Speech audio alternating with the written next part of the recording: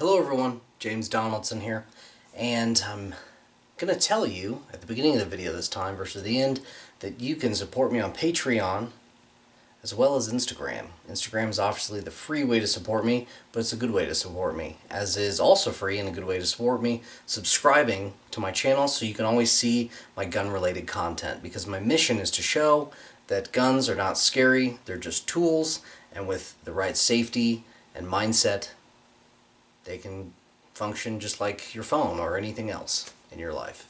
So, today I'm going to be talking about what statuses to store your weapons in and the forms of storage, such as where and safes and things like that. So, stay tuned.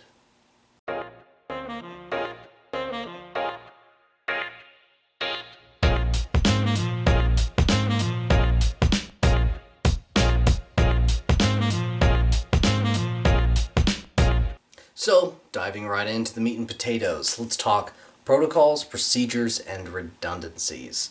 Redundancy would be kind of reusing thought processes behind protocols and procedures so that it may seem redundant, but if one fails, the other one helps you out. For instance, I have a video on how pistols function and also press checking, seeing if they're loaded or not, things like that.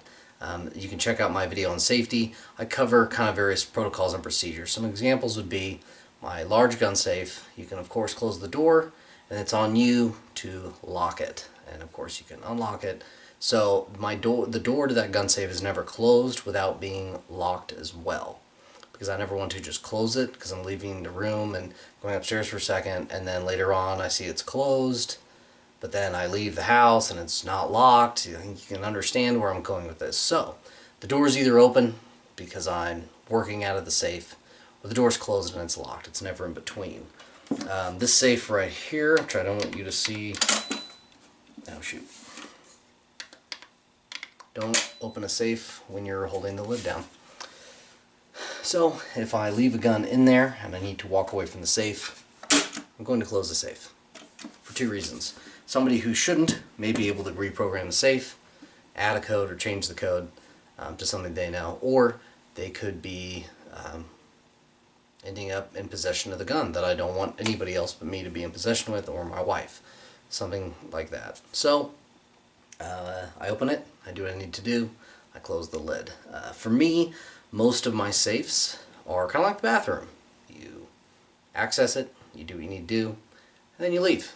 And leave it in whatever status you're leaving it in. You don't leave the sink running when you leave your bathroom typically. So, just some simple kind of things to think about when you're planning out what you're going to be doing with your safe setup for your weapon storage. Next, we're going to talk about weapon status. So, and I learned this terminology in the Army, and what I'm saying is that this is how we say it in the Army. If you say it differently because of whatever background you have, please, let's not argue over semantics. Let's just agree on safety and what people should be doing. So, weapon status green, nothing in the chamber, no magazine in it. Whether it's an empty magazine or a loaded magazine, no magazine in the weapon. It's weapon status green. Amber is when you still have nothing in the chamber, but now these are dummy rounds. We're going to pretend they're real. Amber status, you've got a loaded magazine in the gun. So all you have to do is rack the slide back. For me, there's not a lot of application to amber, other than when I was overseas, we were required to be in amber status when we were walking around base. And then if something went down, we could pull the charging handle, load a round in the chamber.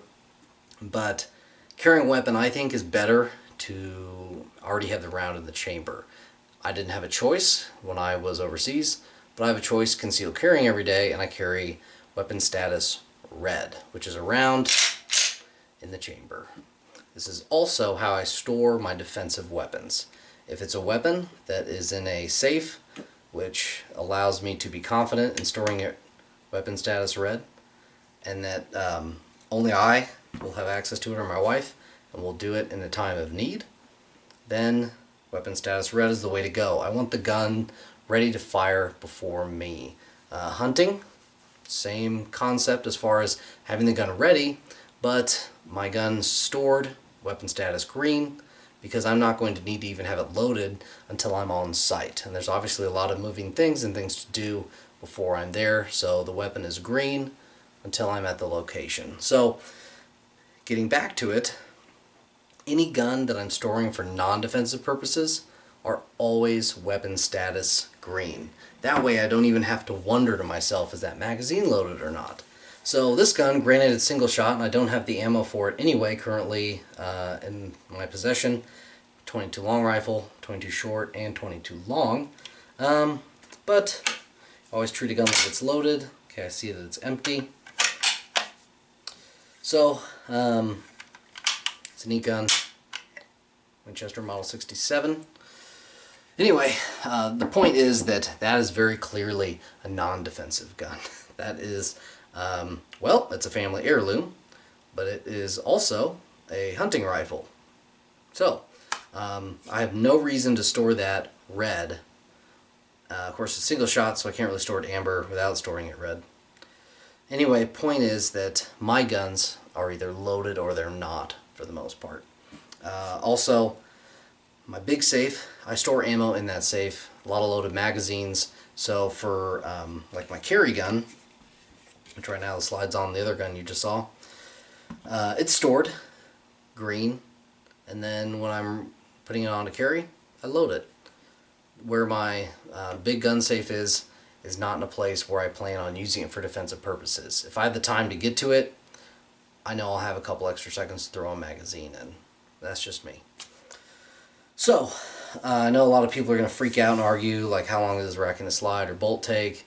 It takes long enough to where if I'm getting out of bed or in some defensive scenario where there's a lot of other things going on, I've been in stressful scenarios, life or death scenarios, where I know that sometimes having something already taken care of / not having the split second that it does take to do something, having that out of the way is a good thing.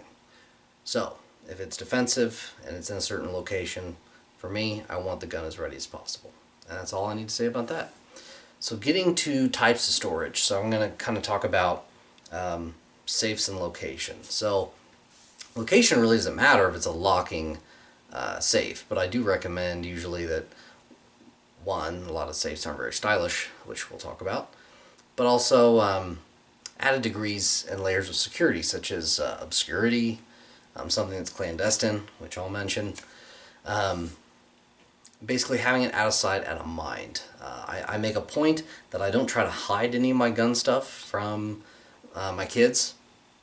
However, I do keep them locked and safe, and we have rules, because I don't want to build the mentality that the guns are up on a pedestal, and if there's ever an opportunity, like especially if they're at someone's house that I don't know and they don't take safety precautions with their guns, I don't want my kids thinking, oh, I finally get to like check one of those out. Instead, I want it to be kind of a boring, mundane thing Dad does. He comes home, he puts his gun in the safe, and that's it. So another kind of thought process I wanted to lay on you there as far as handling storage around other people, especially your family. Kind of making guns boring is a good approach, I think, for kids especially.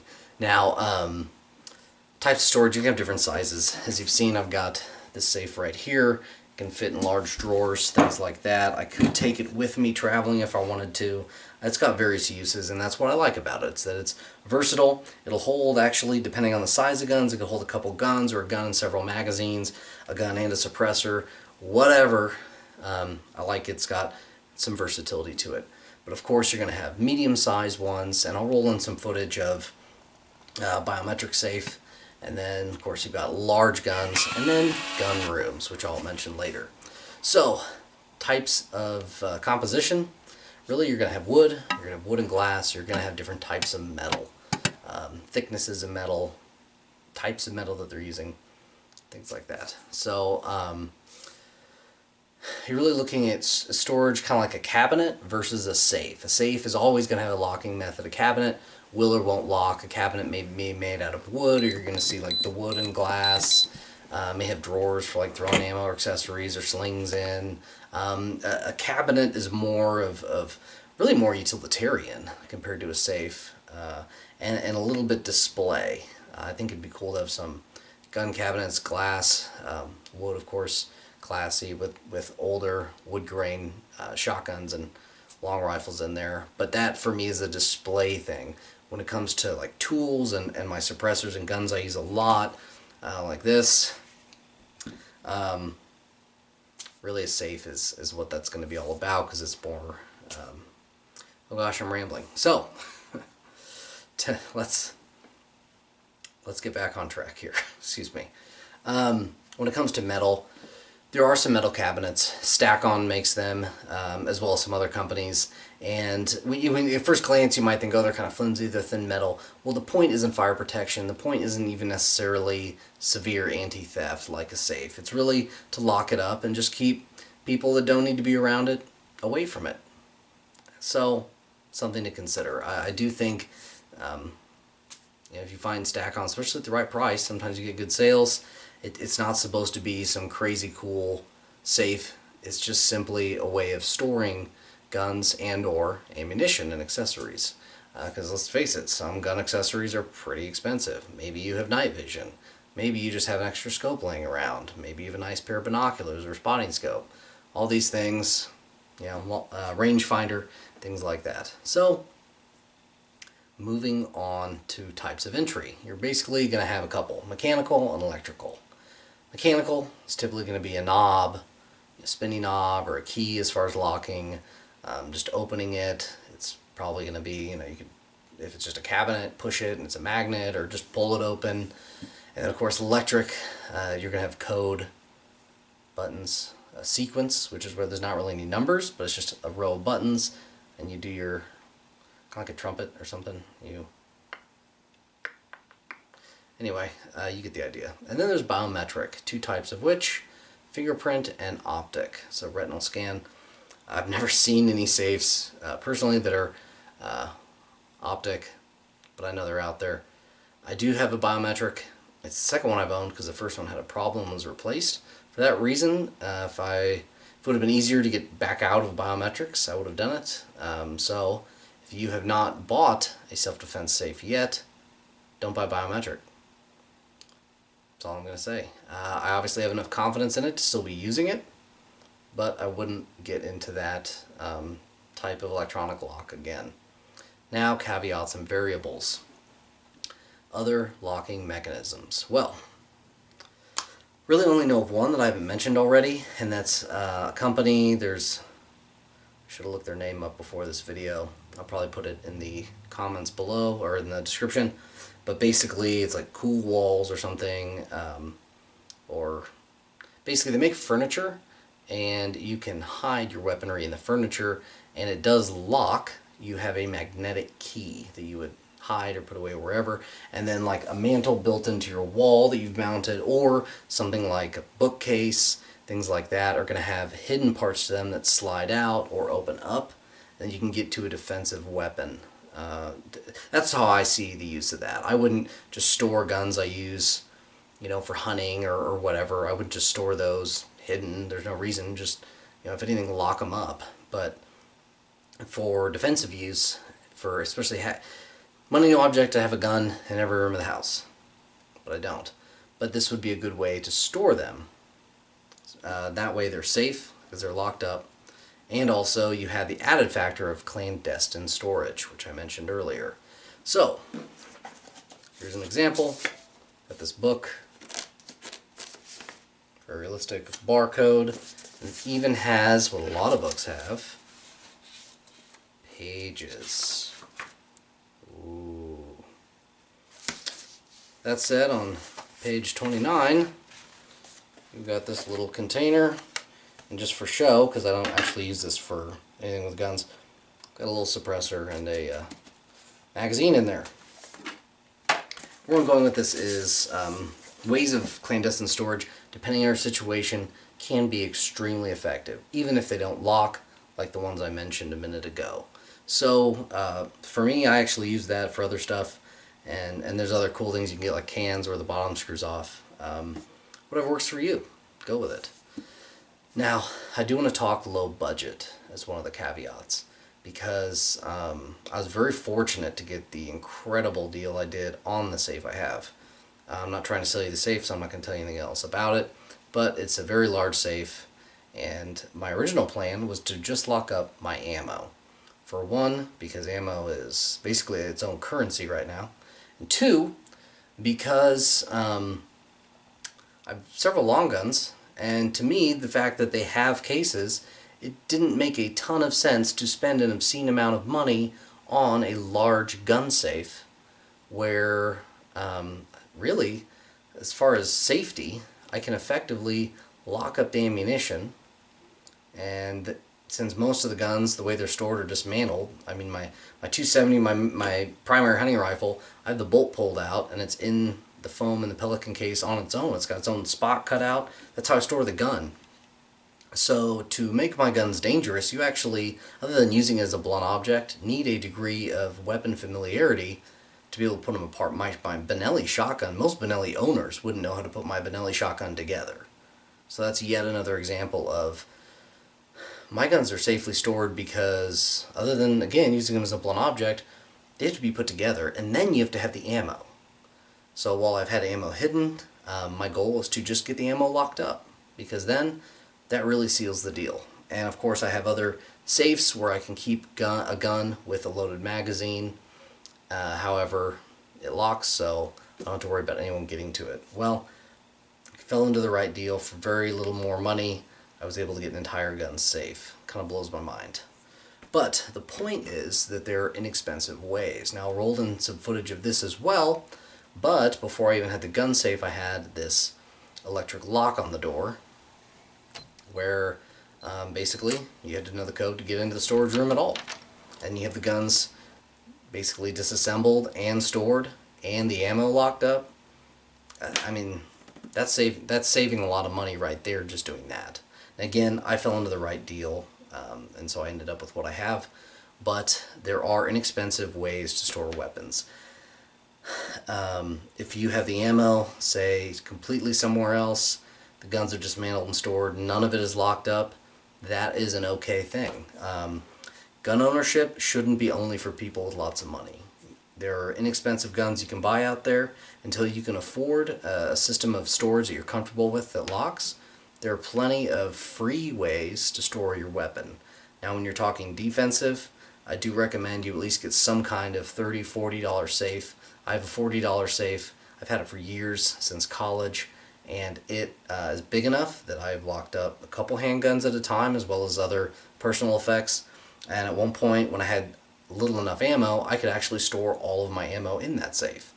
So I'm trying to help those of you that are on a budget figure out ways to successfully be a safe firearm owner, but own the firearms that you need anyway. So, home security tie-in, second to last thing. I've got a camera that looks at, it happens to in the same frame, it has my gun safe and the opening of the door. So when you open the door to get to the storage room, it sees you, and then because of the way my storage room is designed, it actually is very conducive for my gun safe probably never coming out ever again. So yay me when I move. That's an example of, I can pull up that camera at any time during the day, and I can see if anyone's in that room, because that's a low traffic room. So, gun room is the final thing I'll say. I'd love to have a gun room, basically a safe door or some kind of heavy, huge locking door would also be okay. Preferably concrete on all sides, or concrete on most sides, steel on top, whatever. But the point is that I could have a whole room where I could just have gun things out or leave a gun out. I still wouldn't leave a gun out in red condition in a gun room. That's kind of silly. But point is that I have very low worry as long as I make sure that door is secure when I leave the room. And so that's an example of cleaning a gun. You don't have to put it together and store it, and then go somewhere and someone breaks in your house and steals your gun if you didn't do that. Instead, you can leave it out. Just close the door and come back to cleaning your gun or whatever you're doing later. That's obviously, it takes a lot of planning, a lot of prep, and a decent amount of money, even if you build that room yourself. So, the close. Safety first. Figure out what works for you. Figure out your what ifs. What if this? What if that? What if my crazy drunk uncle comes over and insists that he see my guns? Well, if they're hidden behind a picture frame, he'll probably never find them. So, again, what works for you? Safety, that's really all I've got. There's a lot of options out there as far as safes, and as I've said, there's ways you can do things without spending much money or any at all. So, this has been James Donaldson with The Contemporary Gentleman, and until next time, keep your composure.